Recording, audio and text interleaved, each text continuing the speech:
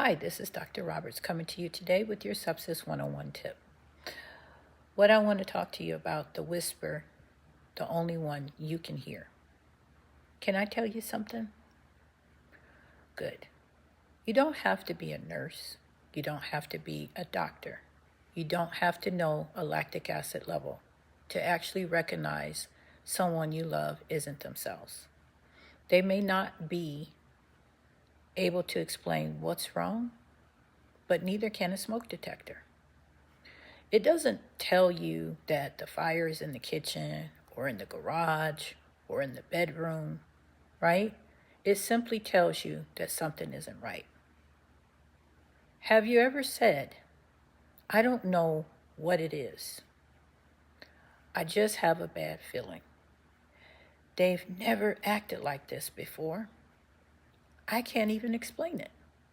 They just look different. Those aren't medical diagnoses.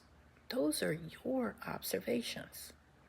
And those observations is what saves lives. The whisper? Well, sometimes the whisper is the first sound that sounds like this. My mom didn't finish her coffee today. My husband slept all day. My child doesn't want to play. My grandfather isn't telling his funny jokes. My wife keeps saying she's just tired. And Dad just looked at me and I knew something was wrong. So none of those words say sepsis, but they may describe early organ dysfunction or a serious illness that deserves urgent medical attention. So medicine has numbers, but families have patterns. And clinicians know laboratory values, but families, you guys know personalities.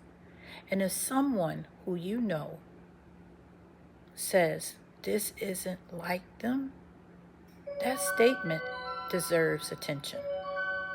I don't know what's wrong, but I do know that this isn't normal.